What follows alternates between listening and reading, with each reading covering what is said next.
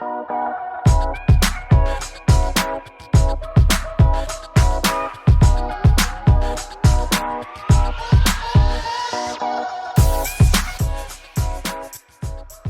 Mike, thanks for your time today. I've been looking forward to this and digging into the predictive index. So appreciate you jumping on Zoom here with me. Could you just give us, for those that don't know you, give us just a quick introduction, if you would, of your role here at Titus Talent. And can you bring us up to speed with the big why behind predictive index and what is predictive index? Yeah, sounds good, Dan. Well, thanks for having me. It's long overdue. I'm excited to be able to talk about this and a little bit about me. My name is Mike Kuenzi. I'm our Senior Director here of our consulting practice at Titus Talent Strategies. I've been here for almost 8 years now. And so this has been my baby, my space for about the last 3 of those. Really cut my teeth in talent acquisition and business development. And so kind of full circle when we talk about people strategy, this aligns really well. That's awesome. So predictive index is all about people strategy.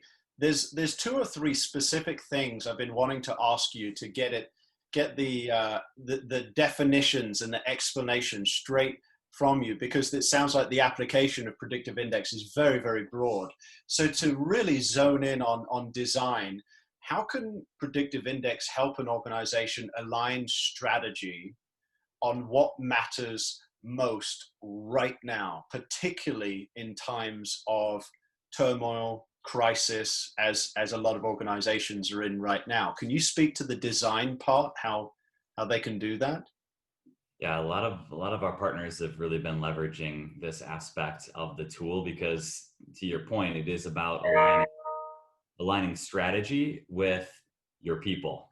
Do you have the right people in the right seats, essentially? And so when we talk about talent optimization, that's exactly what it is saying, all right, we have people whose natural behavioral tendencies, their natural strengths are, for example, in strategic thinking, right, proactive pace, less on the details, but more that big picture visionary. right.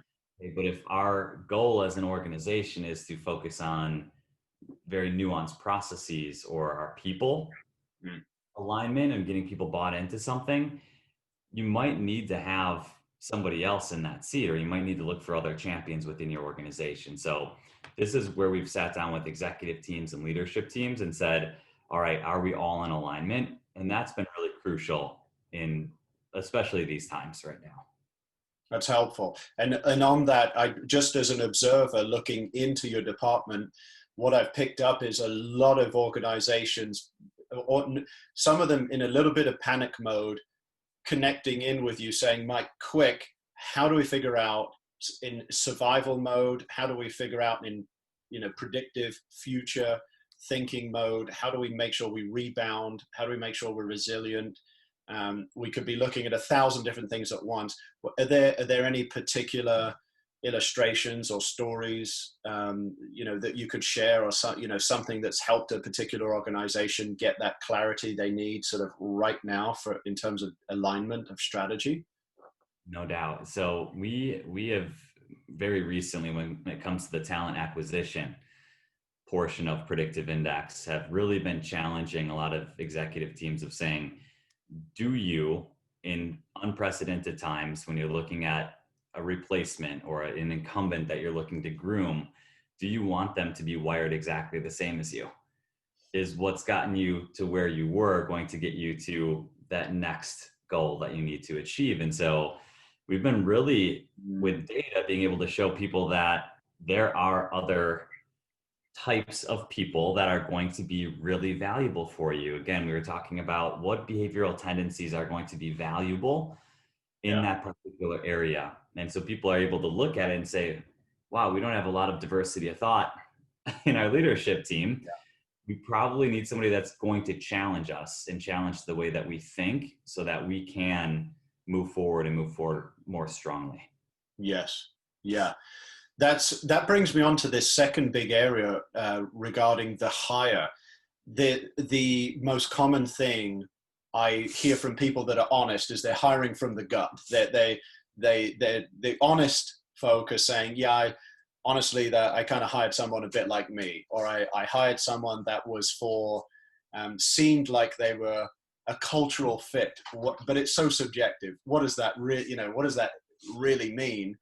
And so, can you speak to the aspect of predictive index help giving hard data, actual science, a dashboard for designing the hiring process, or being able to pre-qualify the perfect person for the job?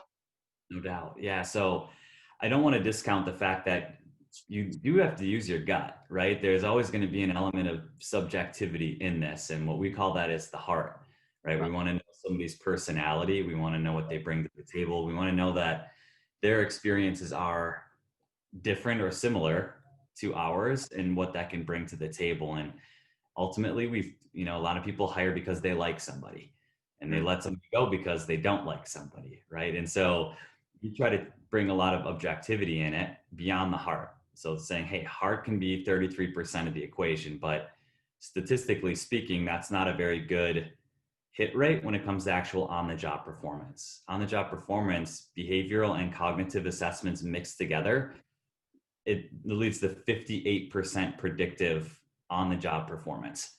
It's a powerful number. So if you were to use that data point alone, it's great, but it's still only a coin flip, right? So you can't use this as your end all be all, but it's the most powerful data point we have. Structured interviews are 34% predictive.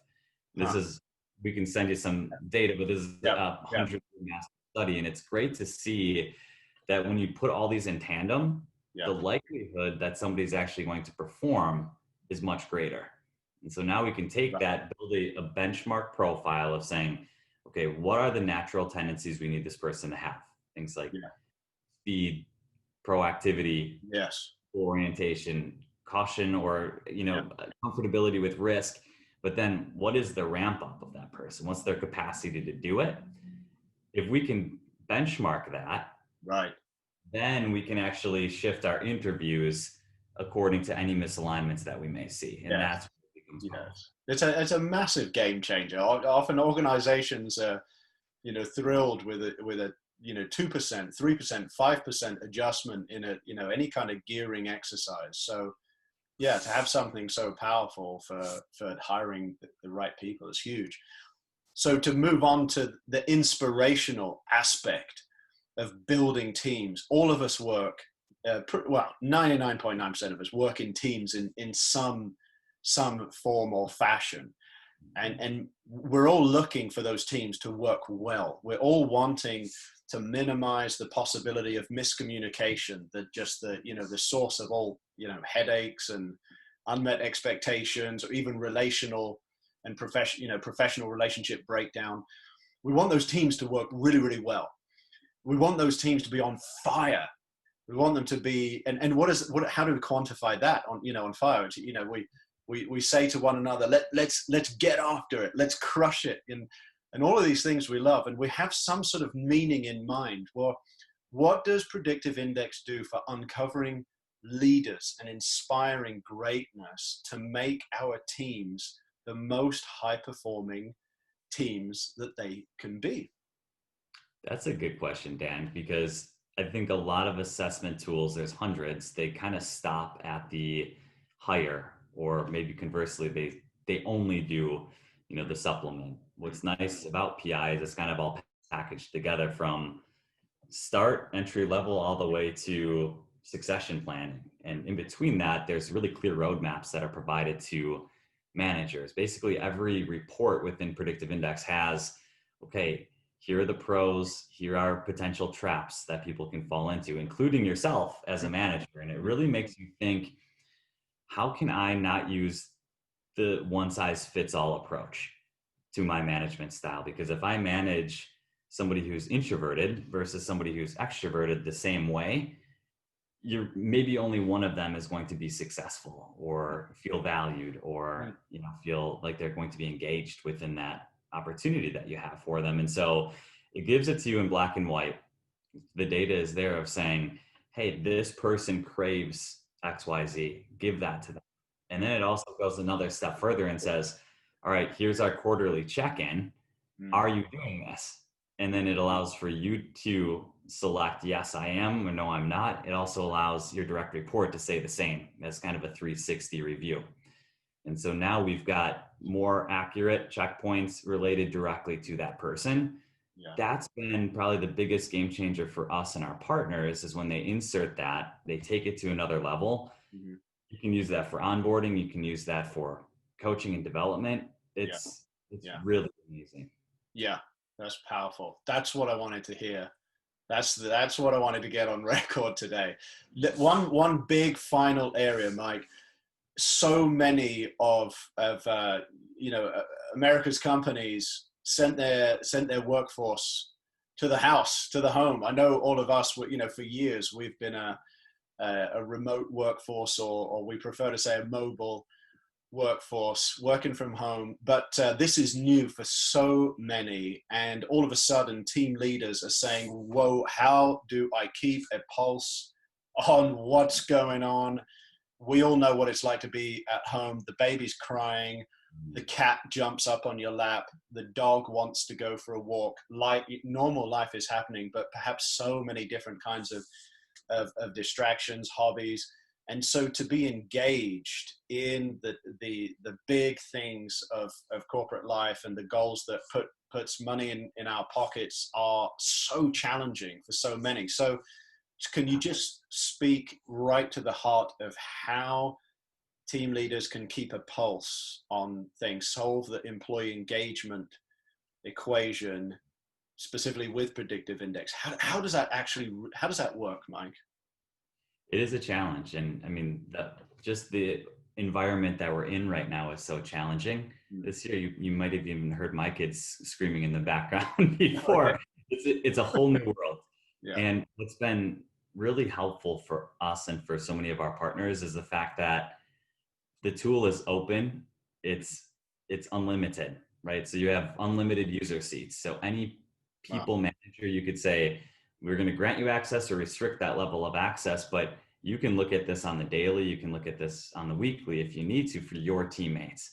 For anybody that you interact with, there's high level reporting that's super easy. You don't need somebody to interpret that for you. It's right there for people to look at. And you can say, all right, how to best interact with this person is XYZ. Should I be reaching out to them over the phone? Should I be sending them an instant message first? Should I not reach out at all and just put it all in email? It's been really instrumental in the way that we've gone about just improving communication when we don't have that face-to-face with one another anymore. And so we've had to kind of lean on data. And this is data that's real. It's kind of that innate tendencies and behaviors that we have. So we have people more than ever now saying, I kind of use this on the weekly and making sure that I'm collaborating and interacting, getting the most out of people, but saying, okay, what is your why? Because I need to keep you engaged with what you need. So I want to fuel that, and I want to keep you motivated. Yeah. I know from our marketing department standpoint, we are now in a place, because of being able to have engagement in our team, at a place where we're ninja. We chop it up. We get our content, our messaging. It goes through video editing. Graphic designs get produced, reviewed.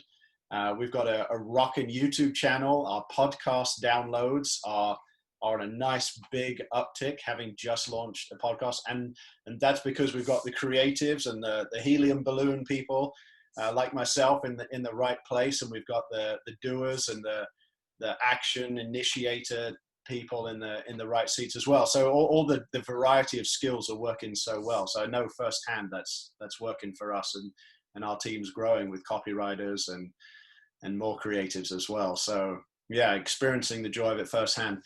Mike, thank you so much. So how can somebody get in contact with you? Well, there's a couple of different ways.